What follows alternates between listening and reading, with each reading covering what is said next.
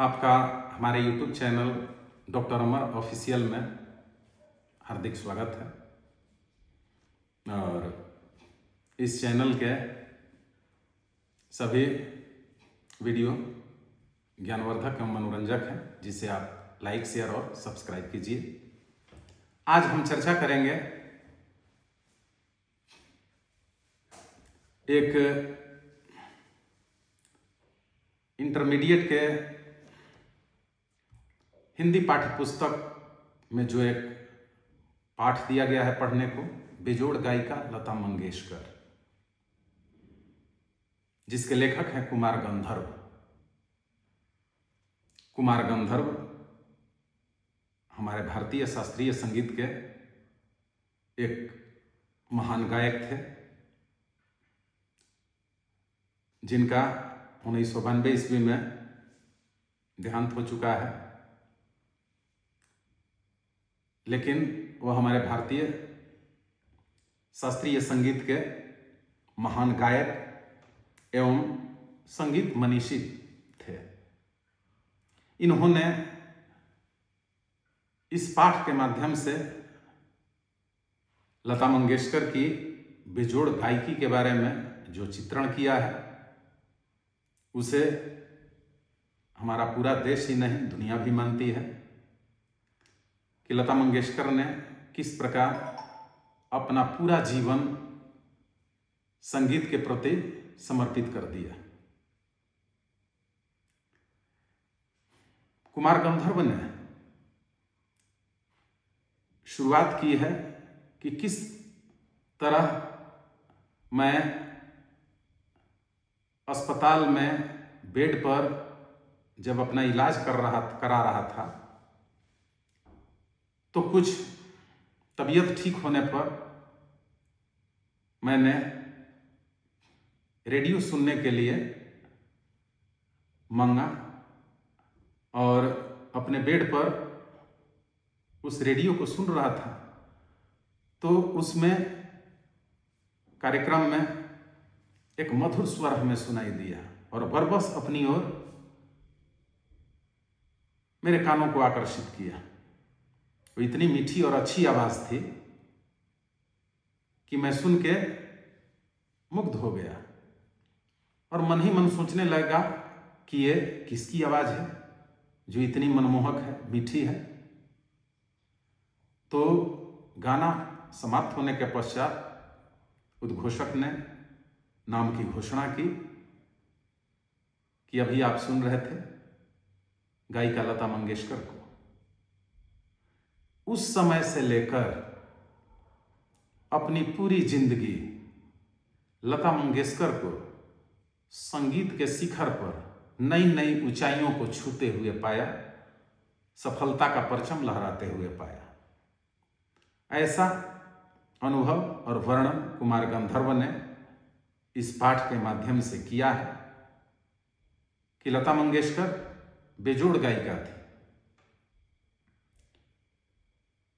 उनके गीतों में वो गानपन था, वो आकर्षण था, वो मधुर स्वर लहरी थी जो हर किसी को आकर्षित करती है और दिन प्रतिदिन नई ऊंचाइयों को वो छूती गई। जिस समय कुमार गंधर्व उस गाने को सुन रहे थे, लता मंगेशकर के जीवन की शुरुआती दौर में वो गाए हुए गीत थे। इन्होंने वर्णन भी किया है कि शायद बरसात फिल्म आने के पहले का वो गीत था जो मैंने सुना था, और उसके बाद फिल्म बरसात, महल, तमाम ऐसी फिल्में आई उस दौर में, जिसे लता मंगेशकर के गाने पूरे देश दुनिया में छाने लगे, लोगों को पसंद आने लगे और इनके गीत हिट होने लगे। और लता मंगेशकर के पहले नूरजहां का गायकी के क्षेत्र में जबरदस्त जलवा था। नूरजहां की तत्कालीन लोकप्रियता ऐसी ही थी। लेकिन लता मंगेशकर जिस तेजी से इस संगीत के क्षेत्र में नई बुलंदियों की, नई ऊंचाइयों को छूती गई, तो बहुत मायनों में कहीं बहुत आगे निकल गए। दुनिया के अधिकांश देशों में लता मंगेशकर के इतने अधिक कार्यक्रम हुए, इनके गीतों को लोग पसंद किए और आज भी कर रहे हैं और भविष्य में करते रहेंगे, कि इनको दुनिया के बड़े बड़े प्रतिष्ठित पुरस्कार मिले। आज हमारे बीच वो नहीं है, लेकिन उनके संगीत में अपने गीतों के माध्यम से, अपनी गायकी के माध्यम से जो उन्होंने योगदान दिया है वो अविस्मरणीय रहेगा। तो कुमार गंधर्व ने आगे उसमें, इस पाठ में और भी कई बिंदुओं पर चर्चा किया है, शास्त्रीय संगीत और चित्रपट संगीत के बारे में। शास्त्रीय संगीत के वो ज्ञाता थे, गायक थे कुमार गंधर्व, और शास्त्रीय संगीत शास्त्र संगत नियमों से बंध करके चलने वाला संगीत होता है। उसमें बंदिशें होती हैं। लेकिन चित्रपट संगीत, सिनेमा का संगीत, उसमें वैसी बंदिश नहीं होती है। कम समय में ही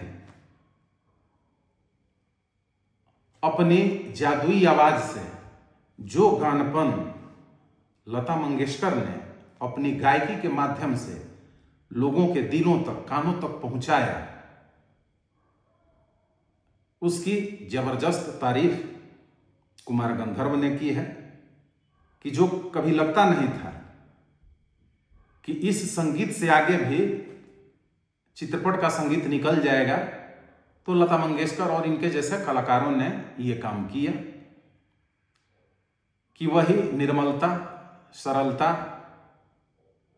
और इनके मधुर स्वर लहरी का आकर्षण इनके गायकी में, लता मंगेशकर की गायकी में वैसा मौजूद था कि चित्रपट संगीत शास्त्रीय संगीत पर हावी होते हुए लोगों में ज्यादा लोकप्रिय होता चला गया। और लता मंगेशकर की आवाज में जो आकर्षण, जो कोमलता, उसका वर्णन कुमार गंधर्व ने अपने इस पाठ में बखूबी किया है, जिसके चलते शास्त्रीय संगीतज्ञ भी लता मंगेशकर के चित्रपट संगीत को भूरी भूरी प्रशंसा करते हैं।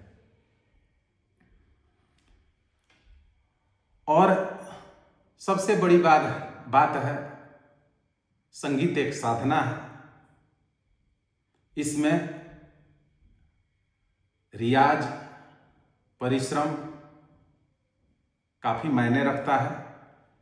और लता मंगेशकर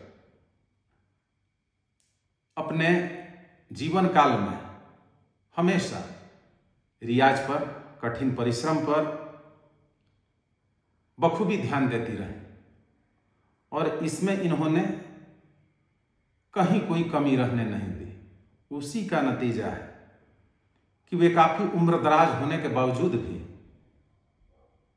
जो गीत गा देती थी, वो कम उम्र की नायिकाओं पर भी सफल होता था, और बिल्कुल कम उम्र की लड़की की आवाज की तरह ही मेल खाता था। उन्होंने तो अपना पूरा जीवन ही संगीत के लिए समर्पित कर दिया था। तो इस पाठ के माध्यम से कुमार गंधर्व ने हमारी देश की जो बेजोड़ गायिका लता मंगेशकर हैं,